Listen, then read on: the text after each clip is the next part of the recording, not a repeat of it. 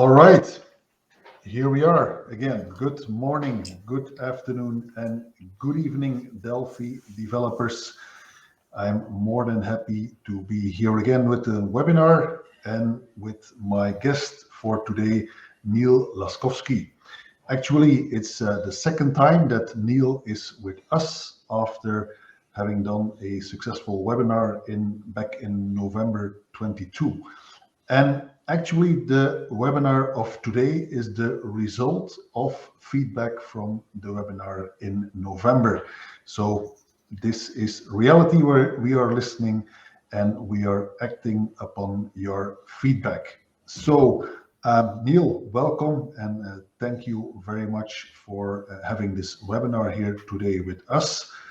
Maybe as a brief introduction for those not too familiar with the Runtime Toolkit and Marshall, maybe a quick overview to start with that. Sure. So my name is Neil Laskowski. I have a product called the Runtime Toolkit, and it contains a couple of components. Marshall being an runtime debugging tool for object inspection. And so the way I came about this is I'm a fairly new Delphi developer. I've only been doing Delphi since 10.1. And but previously in my jobs, I dealt with a lot of vendor applications that basically had admin APIs to solve problems, debug while they're, you name it. It was mainly what I did was Java B2B integration platforms, a lot of WebLogic, a lot of Oracle products. And so I noticed really there's always a time that you have to write some admin tools via SDKs and such. So I have this in my background. And when I came to Delphi, I was doing a more or less a reverse engineering project for a customer. And so I needed to be able to look at what I was seeing on the screen and try to figure out how certain things were built, how they were working. And the first thing I ran across was Marco Cantu's Object Debugger. And it worked okay, but I had bought FNC UiPack, and it had an object inspector that I could do a lot more with. The editors were a lot better. So I put some things together and thought, well, okay, this is helpful for myself. And obviously Marco kind of saw that there was a need for it. And it was during COVID. And I was having a conversation with one of my mentors, and he said, why don't you try to share this with other developers? So I put together a package a lot better than what I had before, and I called it Marshall. And when I showed it to Bruno thought it had value to the rest of the community. And so that's how we kind of came to what you're going to see today in the demo of Marshall. Is we thought this had value to other developers within the Delphi community, and that's what we're going to teach you. And to underscore it, one thing, I had a quote from a customer come in, and he said, I'm getting value from this from day one. And so I thought, that's a good way to start this webinar. This is something you can use from day one. It's low code implementation, and it should help you with your job. Go ahead, Bruno. That's how the idea and eventually the webinar resulted in back in November 22, where you showed Marshall Runtime Toolkit implemented with FNC in native applications. And during this webinar, there was actually the suggestion given that our FNC components all also work within the WebCore web framework. The suggestion came, can Marshall also be used in a WebCore application? And at that point, that was not yet the case, and it triggered us, and especially you, Neil, to look into that area. And this is the result today that we want to show you in this webinar. So, Neil, I gladly give the word to you, and I'll come back in a moment to specifically discuss the process of, let's say, porting or migrating, adapting code from VCL FMX native application to a WebCore web client application. Terrific. So I'm going to go through a quick agenda of what we're going to cover in today's webinar. We're going to do a brief introduction about what the Marshall SDK, what its functions are, what its features are. We're going to review the requirements for using Marshall within the WebCore platform. So what are the platform requirements? The next thing we're going to do is we're going to do a demo in WebCore where we're going to debug some CSS grid attributes. And the demo is available for you to click through on a GitHub site. I'm going to go ahead and paste that in the chat box right now. That way, if you want to pull it up in your browser, you'll be able to see this live.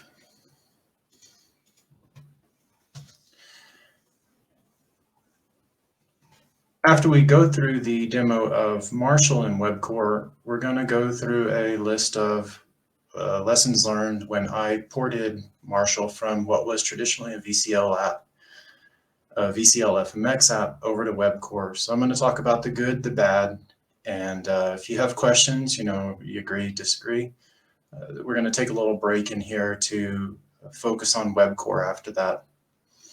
Once we're done with the lessons learned, we're going to debug some event assignments in an FMX demo. One question I had after the webinar was, what could be done with event handlers? How have I used it to debug event handlers?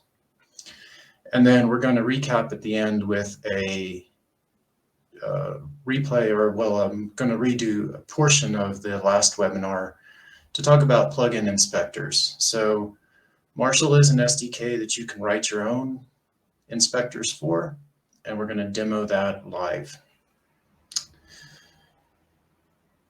Okay, let's go to the next slide. So as I said briefly before, Marshall is really an SDK. And what Marshall is divided up into at this point is 4 phases. It all starts with discovery. The idea behind Marshall is it understands Delphi apps from the core, meaning it basically iterates component collections, parent-child relationships, so that it gives you a friendly tree view to be able to inspect on. After that, I execute some transforms on the discovered objects. This is where the plugin functionality starts to get implemented, because the transforms create, through a factory pattern and a creator pattern, the structure that you'll see in the UI at the end. The part that you usually use from Marshall is the inspect features. So to provide specialized views, Marshall has subcomponents which are called inspectors, and that's what you would consider your traditional object inspector. And that's the feature that you normally use. The 4th component of Marshall is documenting the changes that you make. Development should always have a reproducible result. And so there's a tight integration for Marshall and Object Plus to be able to record runtime changes. All of this feeds into your normal daily life by being the tool that can help you inspect your application at runtime. So this means debug or release build, doesn't matter to Marshall. It's there available for you, even without a map file, even without debug compile. And what you use this for is really your Delphi development. You develop your change request, whether your change request is a formal artifact that you're uploading into a bug tracking system, or whether it's just a to-do list. It really is very flexible for you to be able to document what you need to get back in your code base. And Caddy is my component to handle all of the offline tasks. So when we talk about being more efficient as developers, we always want to make sure that we can go back And so Marshall saves its information into session files, and Caddy can view them offline. So the hopeful is that you're getting the most out of all the tools combined. And that's really why I call the product Runtime Toolkit. Marshall is the online component, Caddy is the offline component. And with that, we will go into what we're talking about in this webinar specifically is Marshall now supports WebCore. And for that, I'm going to support you in Delphi 11 or 10.4. That's what most of my customers are working in, so I'm not going to go back to the older versions unless there's a big, if you request it, I am listening. On the WebCore version, it's 2.1.0.0. Technically, I developed most of this in 2.05, but there are some bugs in it. So practically, WebCore 2.1 is really where I'm going to support you. And for FNC UI, really we're at the latest version because there are a couple of defects. Really not major, but there's some defects in the older version of FNC UI pack. So really latest version as of today is what I'm starting my WebCore support with. That being said, I'm supporting a code-only implementation in WebCore. I'm not given a traditional design component to drop on the form. When I went through this, I don't really see in the WebCore environment a need for a button as much as I did in the VCL and FMX. So I'll go through the implementation on how you do this in your event handler after we do the demo. And then in WebCore, I'm going to give you a modal window, which is movable and sizable. So with that, we will start the demo.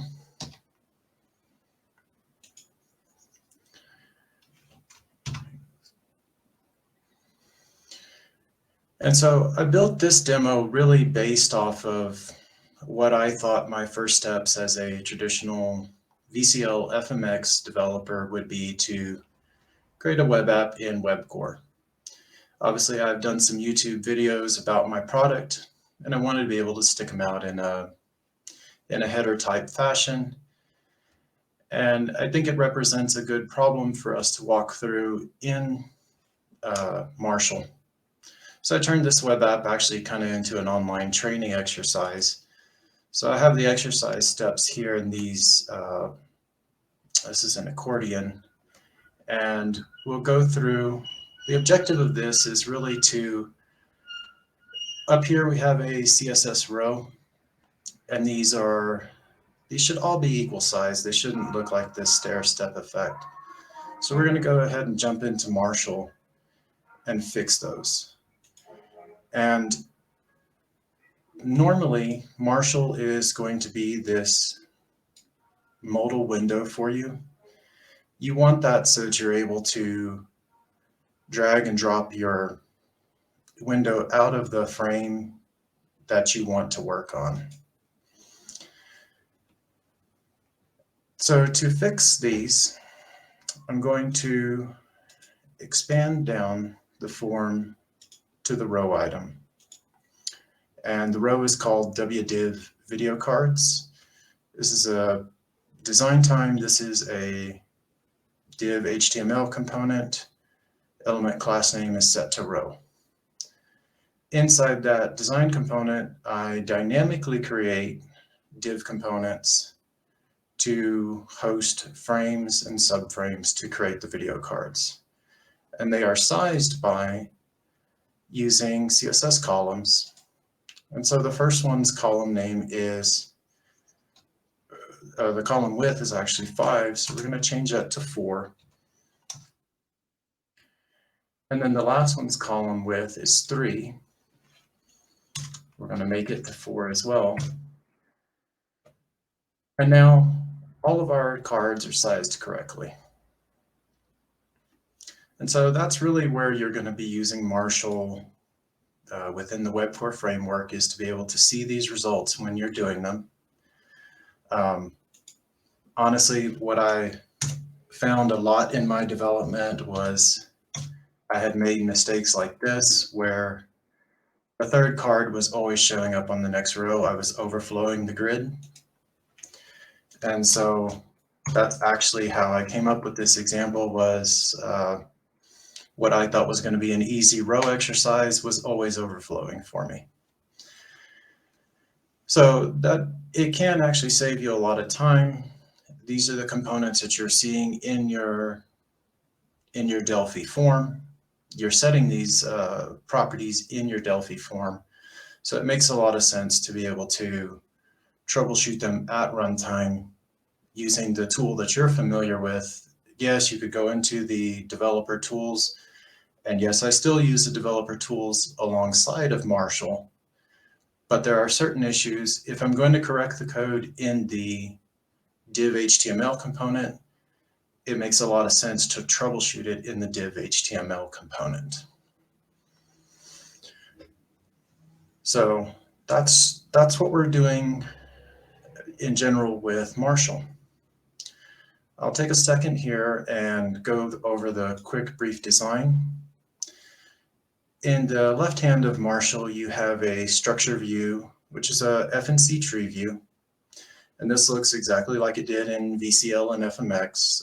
Really, there were very few changes to it. The structure view starts with the application at the top. And the application here has some information about the WebCore environment that we run in. The executable name, well, in WebCore, it's really not an executable name. It is the URL of the web app. Working directory, well, that's the suffix of the web app, and then the app name is a parsed piece of that. At the same time, I have what WebCore version this was developed with is 2100. Was this a release build? Was this a debug build? And some general information around the browser.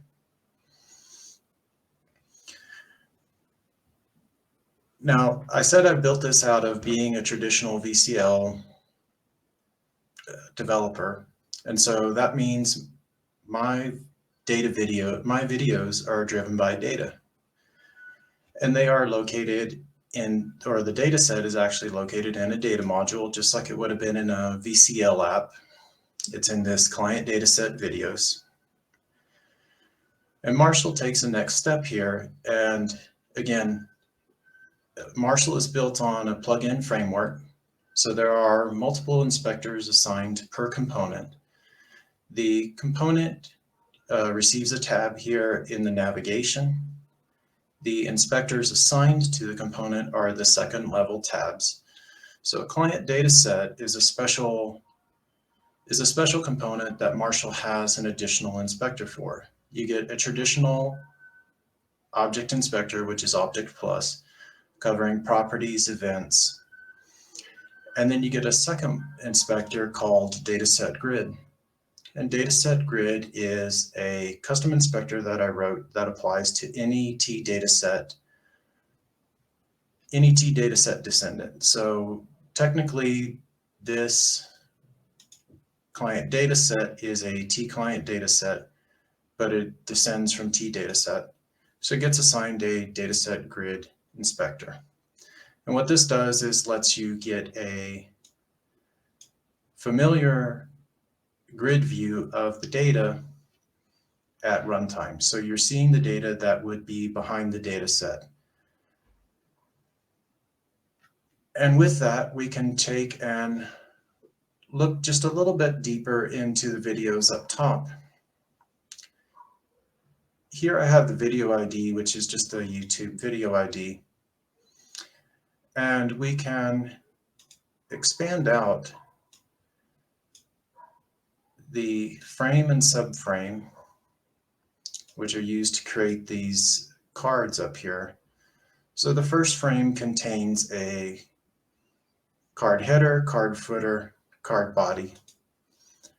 And because I always want to make sure my product works against nested frames, because in traditional VCL development, that's what we did. We nested frames with inside of frames. Here is another frame with I think it's web YouTube component dropped on that frame. And here we can dig down and we can see the video ID. And what I really do try to stress with Marshall is the fact that you can flip back and forth between items like your client data set. Because did you really remember the whole video ID? No. I only remembered the last letter, which was A. Technically, if I need to confirm this, now I can flip back and forth between the data set and the video, and I can see this video ID is directly from the data set that is populating it. And obviously you would be flipping back and forth when the video is not showing up or you got somebody else's video. So this is really just a primer on Marshall's navigation, how it works within WebCore. Some things that are different in WebCore that you may need Marshall for is at design time, a frame does not have a element class name. There is no design property for element class name within a T frame. So you have to set this at runtime, and chances are you're going to get it right, but when you don't, this is going to be your way to come in, and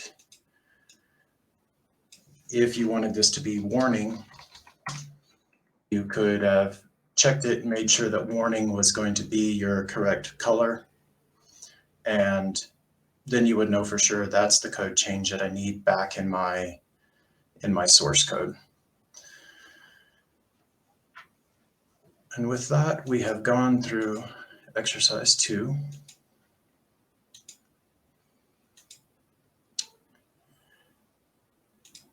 The other key point about Marshall in a WebCore environment is that in the WebCore environment, you're going to be closing and opening this Marshall window a lot. You're going to be clicking through your web app, yet you do want to get back to, logically, you're going to want to get back to items that you were inspecting before. And so what Marshall does is it remembers open inspectors and it opens them back up for you so that you can still come back and we were looking previously at the video ID, and we were looking previously at this at the frame for, we were looking at the frame for this guy, the YouTube. We were looking at the YouTube component, that's right. And so most of some of these things are created at runtime, so there's a chance it won't get the name right, but 99% of the time it gets it right because it's finding it by path. So when Marshall comes back up, you're going to be given back to the place that you were in your troubleshooting. Now, bringing that back around to what was I doing before, Marshall in the background for you is maintaining everything that you did in a session log. So we started this exercise by making the cards the same size. And the way we did that was we modified the div components. We modified the before and after value of the element class name. And so Marshall plugs into that information with Object Plus and creates those entries in the session for you so that it's not, okay, I fixed the web page, but now how did I get here? We know for sure that this is how we got there. We have the steps that we did. We have the steps that don't work as well. So I did overflow the row by changing it to, changing the last one from 4 to 7. but then I changed it back. And then the last thing we did was we modified this card over the last card over here to be a warning. And again, we did that by changing the element class name. And here, yes, you do have a really long web core component name because this component was created at runtime. So you do have, in web core, you have these very long component names. But you should still see that the frame that it actually was is the last part of that web core component name. So it gives you, while it doesn't give you an exact place to go in your source code, it definitely gives you the frame class name that you're going to go and be modifying. So this is and has been web core for Marshall. When you first see the demo, you're going to see Marshall load down here in this window as a docked form. Really, this is so that you can follow along the exercises, exercise 1, 2, and 3. They basically have you go through what I just did right now. But when you're one downfall of the modal window is once you're in the modal, you can't click any of this. So I hope the demo works for you. And with that, we will go back and look through some of my lessons learned. If y'all have questions at this point about what y'all just saw in web core, anything you want me to try, anything you've been trying on your own, you have comments, drop them in the box or in the chat, and we'll go through them. So here I'm going to talk about what I feel went right, wrong with web core, what were my stumbling blocks, and how easy, how hard was it for me to take my existing code Marshall to web core. So the first challenge I hit was web core is a different platform. Now, luckily for me, I had already written Marshall to be platform flexible because I support VCL and FMX. And so I had to extend my platform, which was really a matter of capturing a compiler version, capturing some info from the browser, and making accommodations for web core.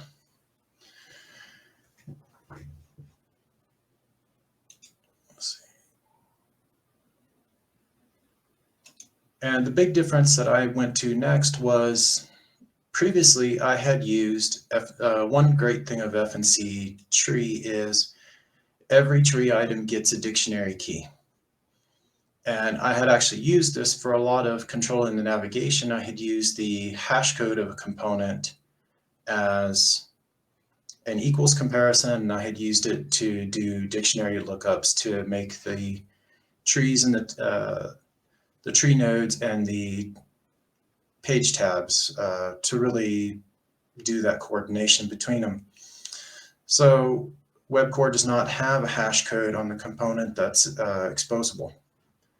And that meant I had to do a true data model under Marshall, which would allow me to do object-to-object equals, which in a way really did take Marshall to the next level of maturity.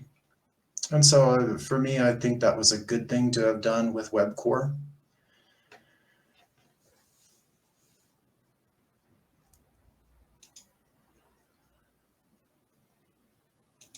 So now one thing that did not go good with web core was the optimizer.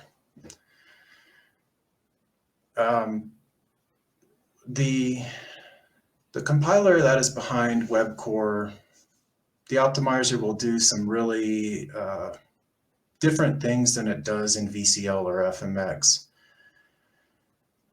when you have for each of my inspectors that are in the Marshall framework, I register them dynamically. So I registered them in a dictionary class, but the component is not none by the compiler when it compiles. It's introduced at runtime as part of an initialization section.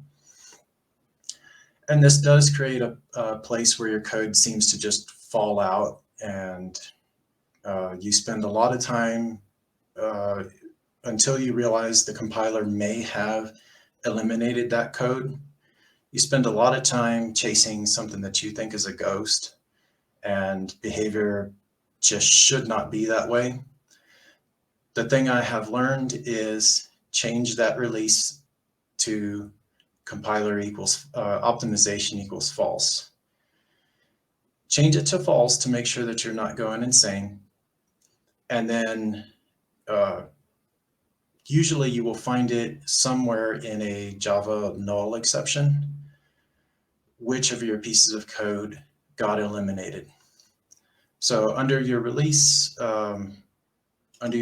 options in a web core project, you have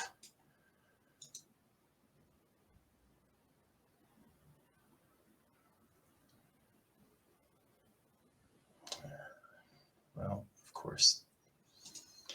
of course, our IDE is not DPI aware. So I can't get to this, can I? Well, under your project options in your web core project, you have an option to change it under the release options. Compiler equals project options this way.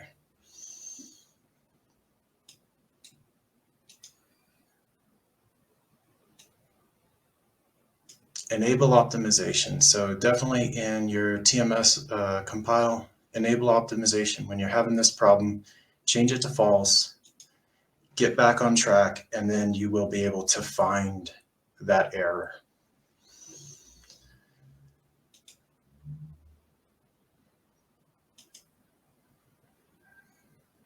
And then the other thing that really gave me a lot of problems within WebCore was the exception block. So if you're new to WebCore, I'll be honest, I'm very new to Delphi. I've only been, this is my 4th version of the product, so it's been about 5 years that I've used Delphi. I always thought the syntax was try except on except. I didn't even know there was this other syntax for else. And else is going to catch all of your JavaScript equals null exceptions. So I would not suggest blanketly modifying all your exception blocks to add an else, because a lot of errors are caught by the traditional Delphi framework. They are registered as some sort of exception. The only difference being whenever the Java runtime changed it from nil to null, it's going to flow through the else of the exception handler. As a side note, there was a recent discussion on Delphi Praxis about try except else.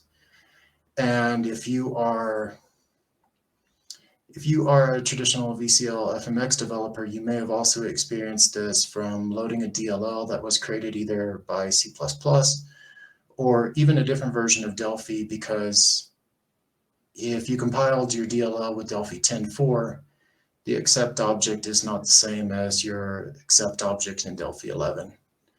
So I'll be honest, getting used to this syntax did take me a little while. Obviously, modifying the source code took a lot longer, but it is always a good time to confirm and refactor some of those exception blocks.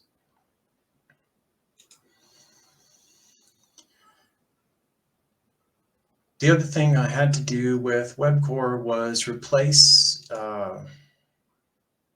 replace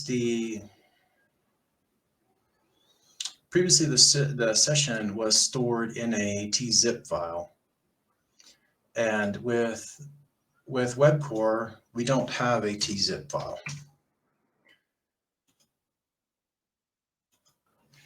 And so when I make these changes here inside of a Marshall session,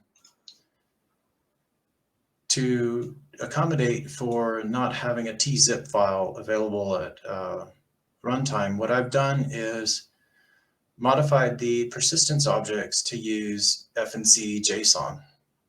And then I can now export my session, which will come down as a browser downloadable file with the extension RTTK JSON. And then that is actually what I'm going to review offline in Caddy, is this RTTK JSON file. So replacing the tzip file for me was doable. I can serialize my objects through JSON and then just send them back as one large stream. And of course, yes, at the end I had to rewrite my logger to be able to work with WebCore, but my logger before needed some work anyway. So if you're considering WebCore, you know, if you were using previously a multi-threaded logger, you're going to need to write it without threads, because we don't have threads in the WebCore environment. Everything's async. So really, that is my lessons learned out of WebCore. You know, did I pull my hair out a couple of days? Yes. Did I cuss it and say this doesn't work? Yes. But honestly, when you start breaking it down to your minimum reproducible samples, and you start stepping through it in the browser dev tools, definitely it's going to take you a little bit of a learning curve if you've never used browser dev tools to do breakpoint debugging, which I had not. I had done a lot of object inspection, but I had really never done breakpoint debugging within that debugger framework. I found it horribly confusing at first, trying to get through what is a prototype, understanding the values that I was seeing, because it's just not quite as friendly as Delphi is. And you know, that's my honest review of WebCore. So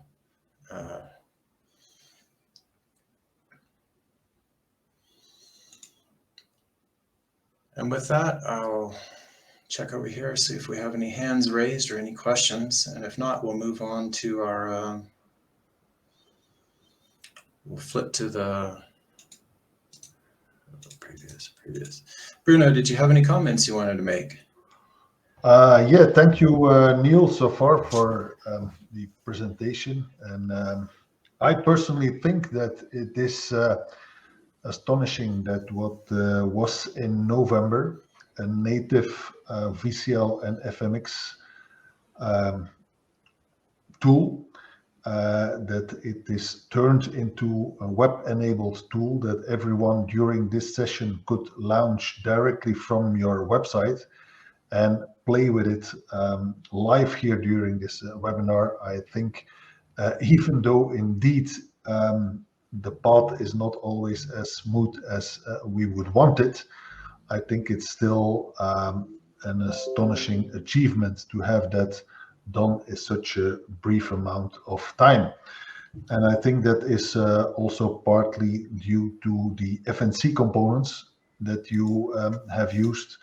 I remember during our preparation of this webinar that you mentioned that this was certainly surprising how similar the FNC components are, look, behave in a native application versus a web client application, right? That is correct. I mean, if it wasn't for FNC, this would have ended up in the wish list category.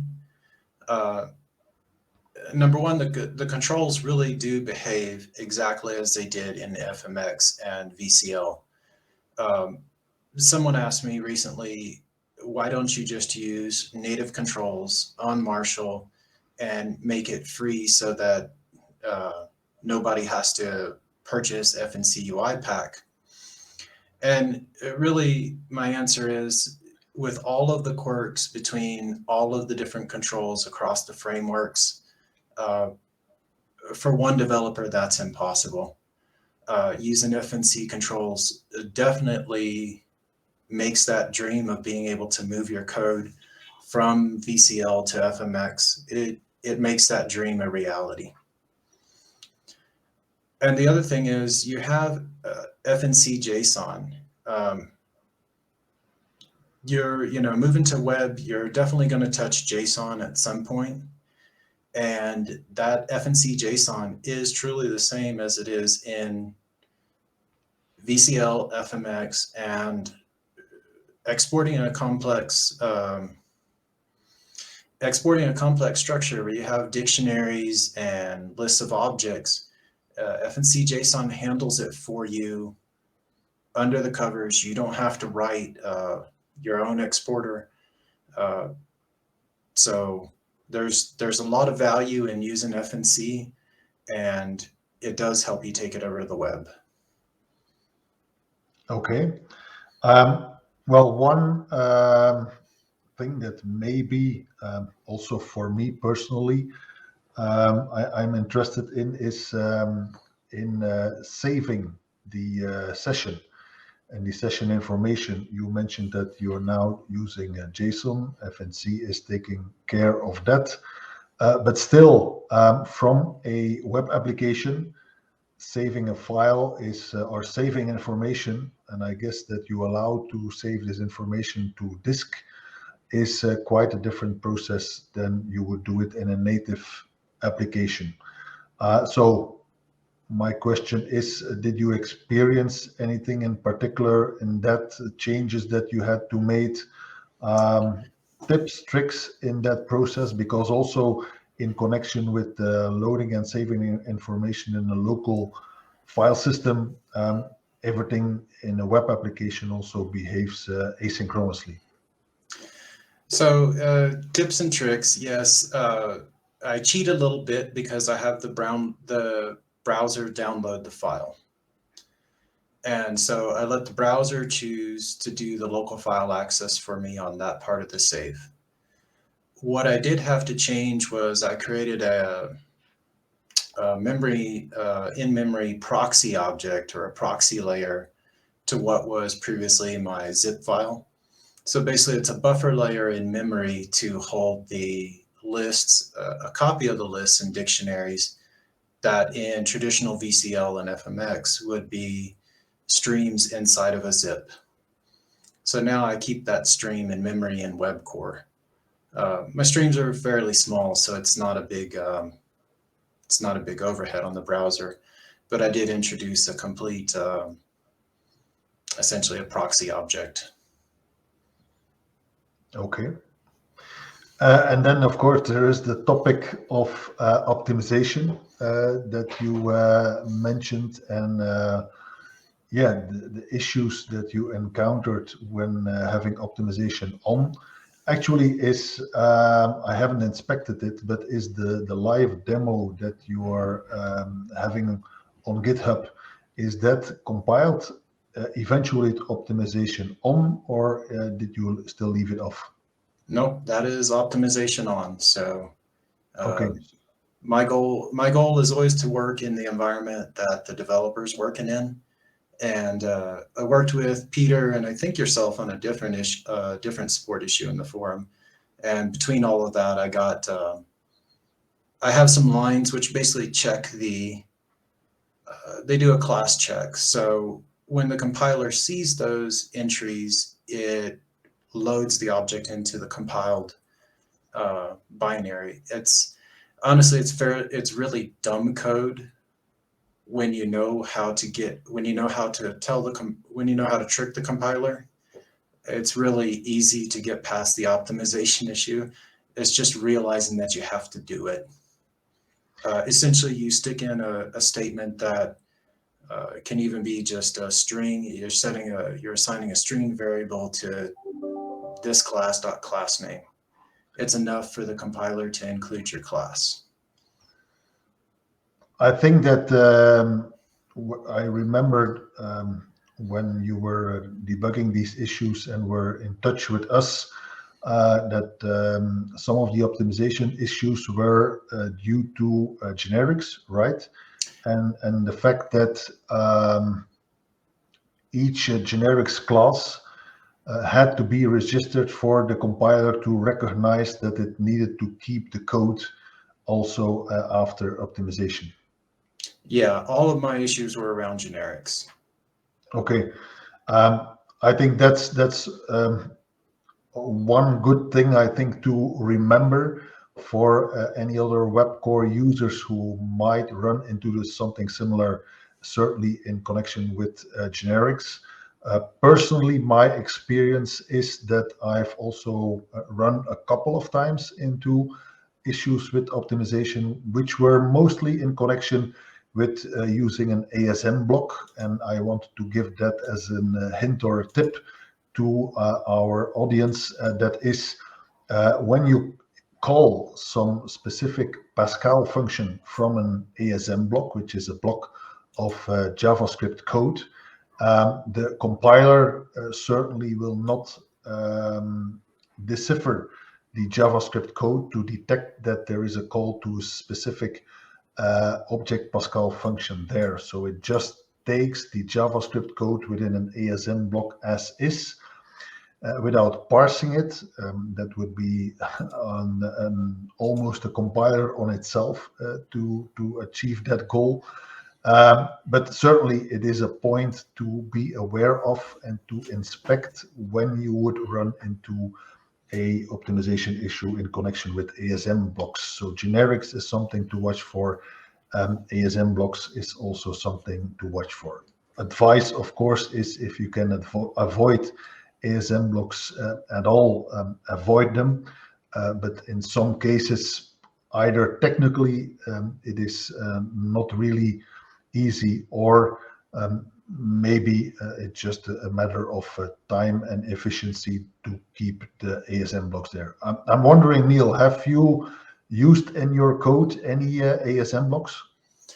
I have, and I find them horrible. Okay. Really, ASM is your fallback. I think stressing external, writing a proxy class using the external syntax should always be your. If you can write it with external, it's going to save you a lot of headaches. Troubleshooting it is just debugging through the ASM block is, I won't say impossible, but it will.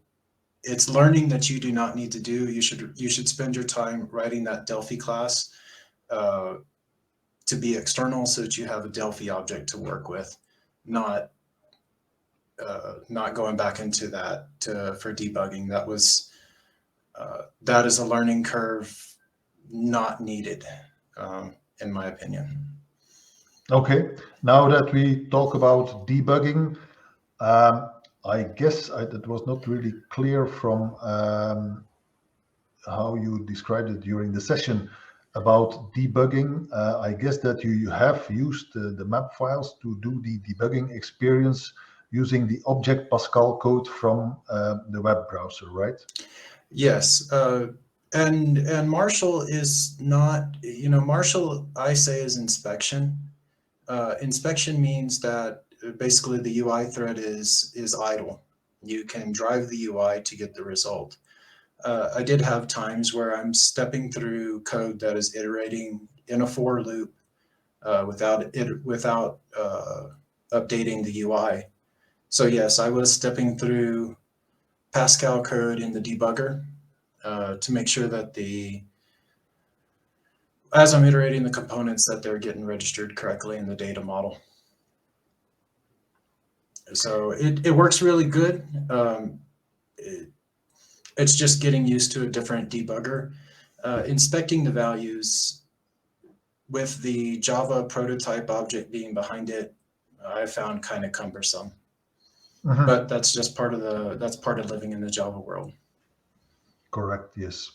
What I also frequently use myself is the console logs, which is, in my opinion, also a very convenient way to have a look at what's really happening when the code is running, as specifically as you can throw, I think, literally everything in the console.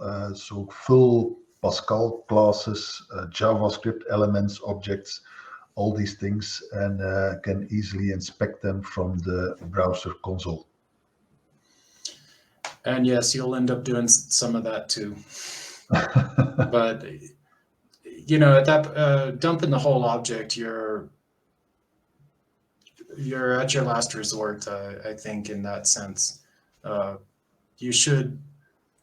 I was able to get through most of my code with setting breakpoints, looking at them, registering watches, and looking at it from an object level without having to dump the whole object. Very rarely did I have to do that. Okay, good. So with that, I'm wondering if there are any other questions from the people here in the webinar. If not, I think we can move on, Neil, to the bonus, let's say, for this webinar today. Sure.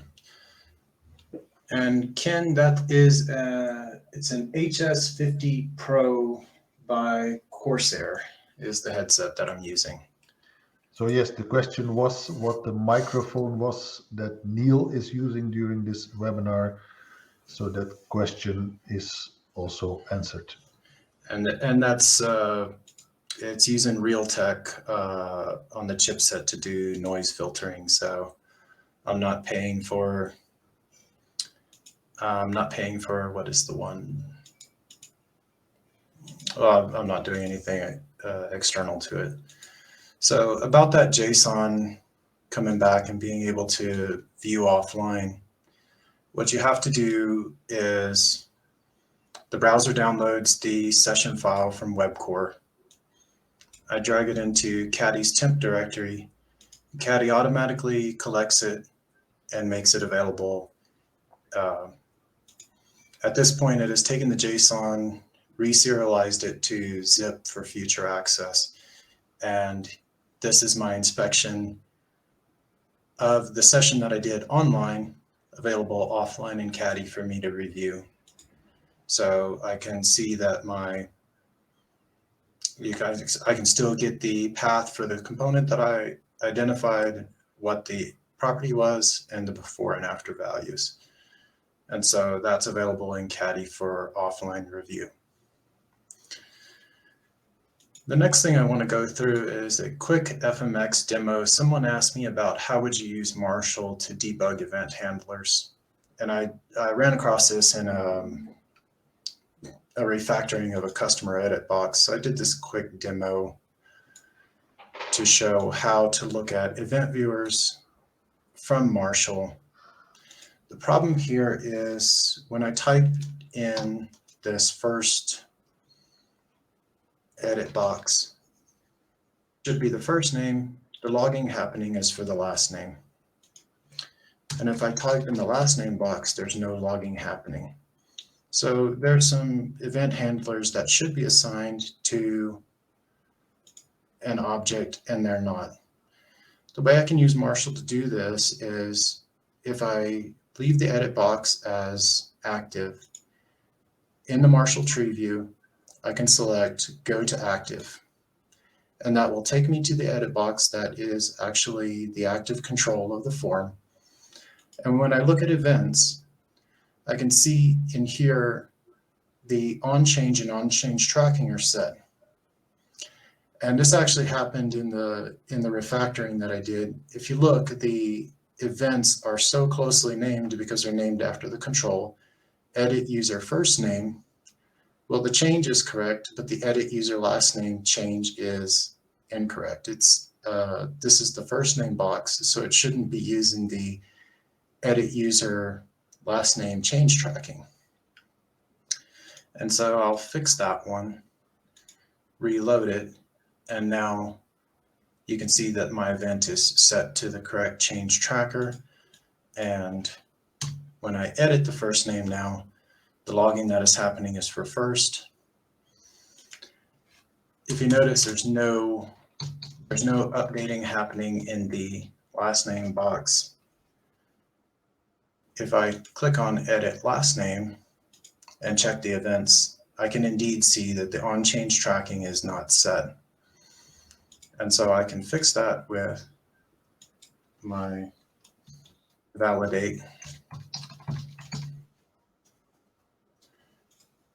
and reload it over here in Object Plus. And now I can see that the on change tracking is set to the correct event. Really we usually in business logic, I will disable the on change tracking when I'm loading from the database, and you're refactoring something, you forget to update those. It's copy paste errors that you end up making. And just from a quick perspective, this username box looks horrible. Let's align it to client. Let's change that last name box. Again, let's align that to client. We're going to add a margin to the top of this one, be it 4. A quick right margin 4. Straighten up this form just a little bit.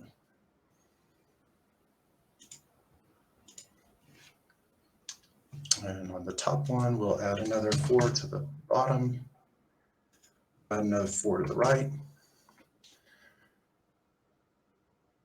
And now I'm going to change the label that is at the top of the form to the bottom of the form. And so now I have a better customer edit form. Just as a quick reiteration, I'm going to close that out. Caddy's already going to have picked it up. It's available for me directly in my session. I can look through the changes that we made, and that is I modified that box from originally it was centered within the grid panel. It is aligned out here now in client. When you see this stuff in Caddy, you get automatic highlighting of the changed boxes. And so this is just to help you focus when you're analyzing your session offline, what actually happened on your form. And really for me, the place that I find I'm using this is when I move objects dramatically around, what shifted up, what shifted down. And so here you can, in the last one, you can see all the red around because a lot of the objects moved when I moved the label from the top to the bottom. And so this is what offline review is really here for. Make sure you capture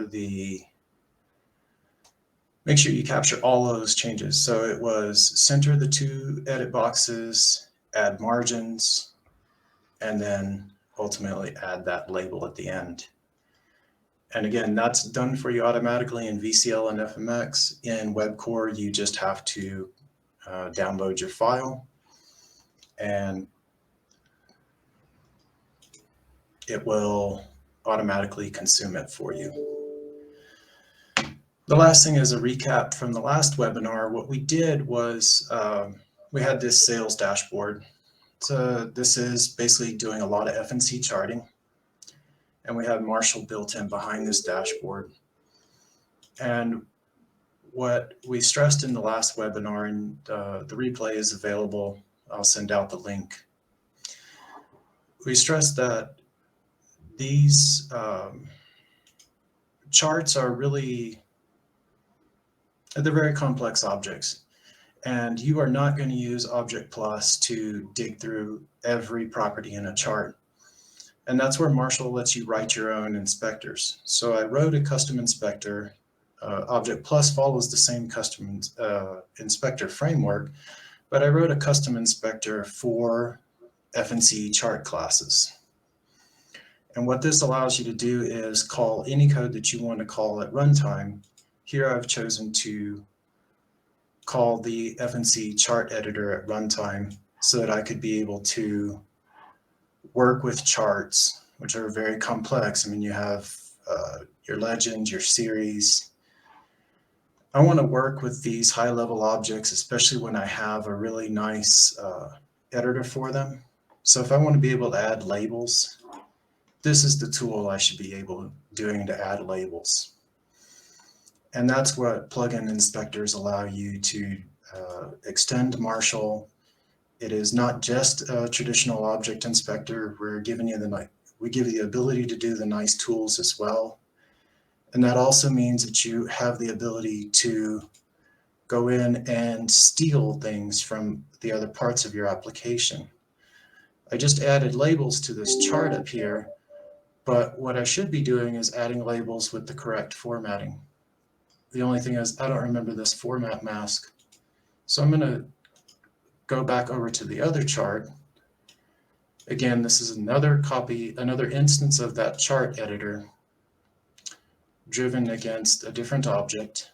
I'm going to copy out that formatting, and then I can go back over to my other chart and apply that formatting even without consulting documentation. I'm able to come back over here and validate that what I'm going to see is my correct. Now I can see that the first series is formatted money and the second series is formatted decimal.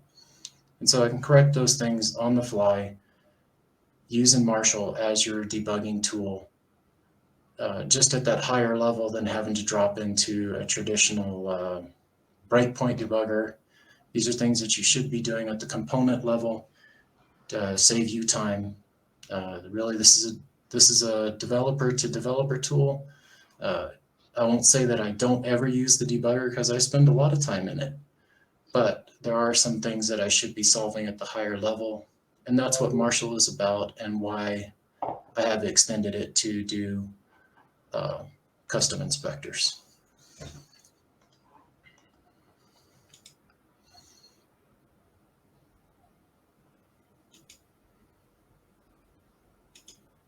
And with that, I believe we've gotten through everything that I wanted to get through. Oh, somebody asked this in the last webinar, and I did a quick demo for it, was what do I do with runtime forms, runtime data modules?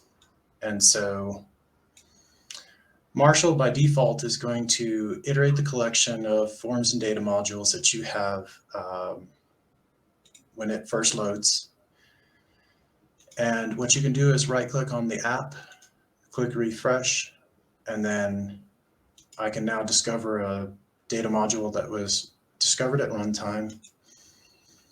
I create a child form. Again, another refresh. Here's my child form. If I change I'm going to change something in the child form, and the way it shows up in the session is you now have a drop down here for selecting between the two forms. And so I can click on my child form and I can see the before and after image. So I do before and after images in VCL and FMX, not in web. And so again, this is a tool for Delphi developers. I try to understand your job as much as my job. We all use Delphi differently. So if you have suggestions, please drop them and be happy to see if I can accommodate them within the UI.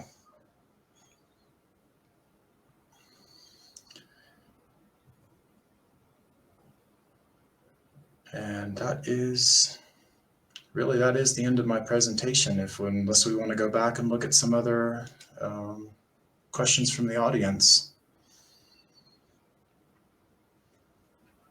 Okay, I see at this moment no additional questions. So maybe Neil, it is the time to bring up our promotion for today.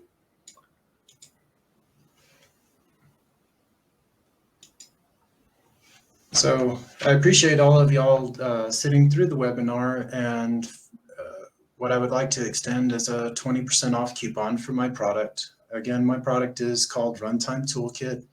That includes Marshall, which is the online object inspection component, and SDK. It then gives you a license to Caddy. Caddy does the offline analysis. And I do have one other product that you get a license to. It's an IDE plugin called Deputy. And that IDE plugin has a simple chore of killing off your executables when they don't exit correctly, and it avoids you having to open Task Manager and kill that executable before you do the next compile. So all of that is included in Runtime Toolkit. I'm a small vendor, so you buy one license and you get it all. Yeah, and with getting it all, it means, Neil, that the Runtime Toolkit can be used in VCL applications, in FireMonkey applications for all the targets that FireMonkey supports, and now added as well in TMS Web Core web client applications. Everything is included, right, Neil? That is correct. I don't do Linux under FMX yet, but if I have requests for it, please, let me know, and we'll see what I'll see what I can get out for FMX, for Linux. It's just not a popular platform. Correct. Well, our FNC components, we test them against using them with FMX Linux. So that part is already covered at least. And so I would expect that it's highly likely that the Runtime Toolkit will also already work out of the box on a Linux, but of course, as long as it's not tested, validated, that remains to be seen. And as you indicated, Neil, the Runtime Toolkit uses in particular the FNC JSON code and also the FNC Object Inspector. So these are parts of FNC UiPack, but we extended the offer for 20% discount to the entire FNC family. So if you favor the entire FNC Component Studio, we give this 20% discount as well.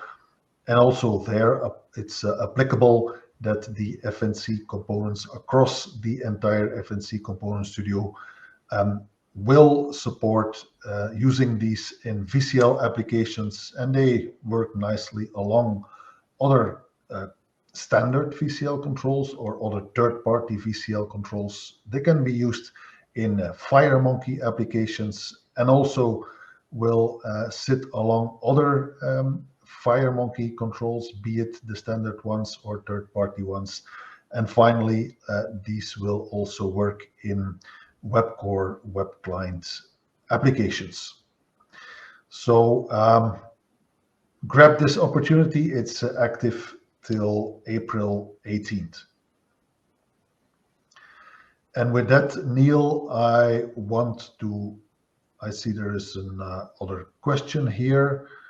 Neil, I think it's one for you.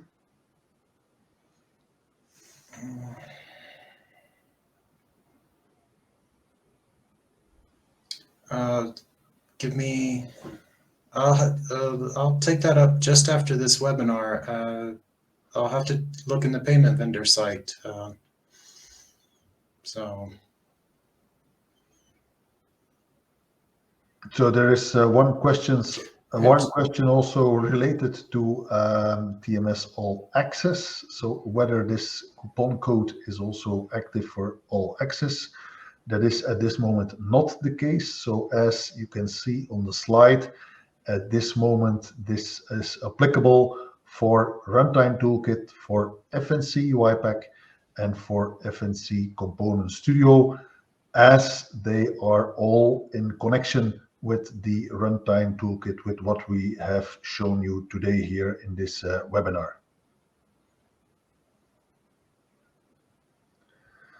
So when there are no further questions, thank you for your time. Thank you for being here and for your interest. Thanks, Neil, for this fantastic trip, I think, between the ID that started in November and now reality that Runtime Toolkit is also usable in a web client application. I think that is a fantastic demonstration of both the power of the Runtime Toolkit and TMS Web Core. So thanks, Neil, for that effort. And of course, as always, we are listening, so you know how to reach us, either SwiftExpat or TMS. Reach out via email, and of course, we will take up any ideas, suggestions, feedback, or other concerns that you might have. And who knows, this will result in further developments that we can share you in a follow-up webinar. Yeah, definitely. Everybody, thanks for your time, and we are listening. So, yeah, what you get from us is honesty. I'm not here to praise the product. I'm here to tell you what a real developer went through to get his product over there. So, Jamie, definitely. I'm glad that you notice it. I'm glad you like it. And hopefully we'll do more of these as we cover the other platforms and other development challenges. So we are listening, and hope to be a tool in your toolkit. So thanks a bunch for attending, everybody. Okay, thanks everyone. Have a nice remainder of the day, and we'll see each other soon again in another upcoming webinar. Stay tuned on the TMS Web Academy. Bye-bye. Bye.